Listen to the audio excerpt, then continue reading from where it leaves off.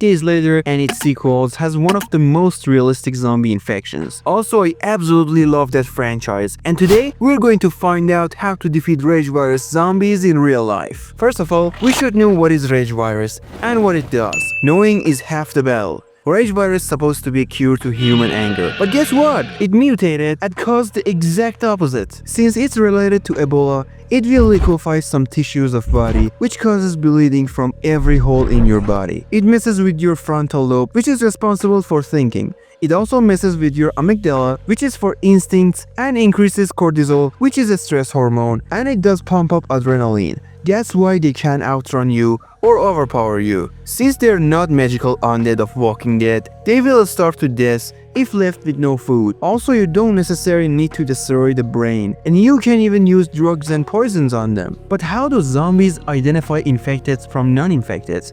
In the 28 Days Later Aftermath comics, it's revealed that their smelling sense is pretty good, and they're not only attracted to sounds. So rage virus probably cause a special smell that makes them able to distinguish between infected and non-infected. This virus can also infect other mammals, or at least primates, as we saw the infected chimps. You might wonder why infected in 28 days and 28 weeks later are different than 28 years later, which has several types of zombies. The answer is in the comic. In 28 Days Later Saga comics, Americans were experimenting with rage virus in UK to make super soldiers, and after things I don't wanna spoil, those zombies were released back which didn't have any special symptoms there, but we saw what it became in 28 years later. Most important things it caused was less damage to the frontal lobe, which is the reason they now have social structures. They now live and hunt in packs, with an alpha which is stronger and smarter than others, because virus targeted its hypothalamus and caused significant increase of growth hormone and testosterone. Also, their frontal lobe is even less damaged than others. I guess the super soldier they wanted was something like the alpha. They marked their territory by putting head of an intruder or their hunt on trees. Also, if a member of pack is not qualified, they will be kicked out of the pack and they will mostly starve to death. These infected can also mate and reproduce. How? Well, if you saw an alpha, you know how. After all, what's the point of having a 10-inch Johnson if you don't use it? As I said, their amygdala, which is responsible for instinctive activities, remains functional. The babies born are not infected, which is realistic, but let's not go into that rabbit hole. Since rage virus is fluid-based, kids will be infected after their mom breastfeed them. Other type of infecteds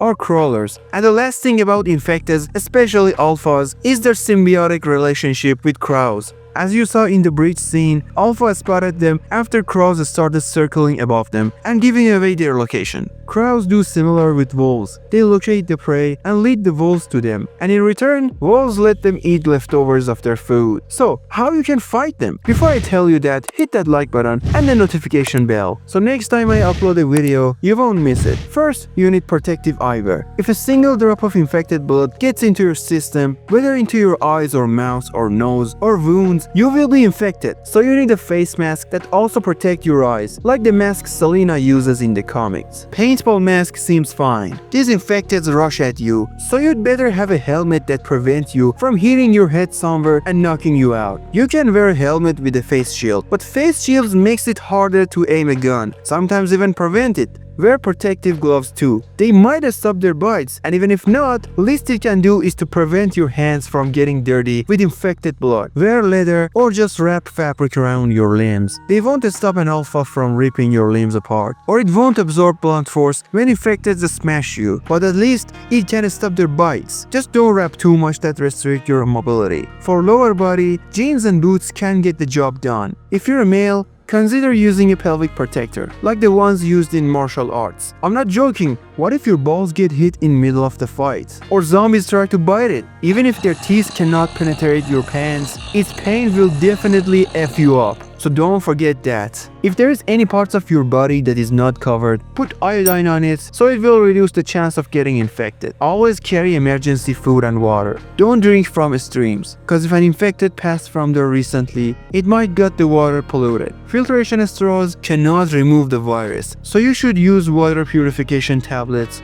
or boil the water. Since these infecteds are pumped with adrenaline, you should not get into hand-to-hand combat, even if you have a melee weapon.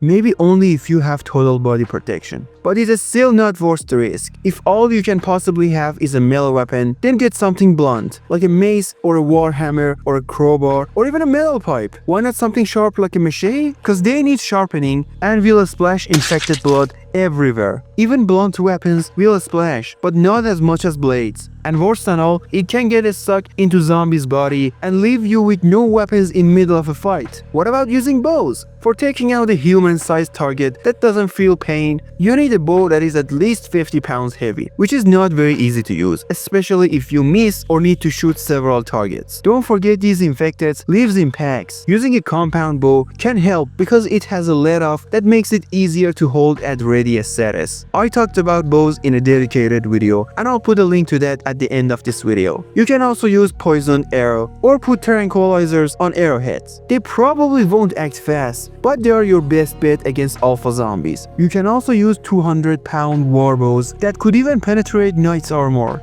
And like 90% of people cannot pull the string even halfway. Verdict about bows is their not best choice here. Your best option is a gun, whether suppressed or non-suppressed. If you're not in a place that has thousands of zombies in your 5 kilometers radius, you don't need to worry. Of course, if you have enough ammo to clear the area. Just don't be as stupid as Swedish soldiers. Don't panic. Find the high ground and aim for the chest. What if you need to keep low profile without creating much noise? Then you should get something quiet like a rifle chambered in subsonic 300 blackout or 8.6 blackout. If you want the least possible noise, then you should get a suppressed bolt action rifle, for example a Ruger American chambered in 300 blackouts.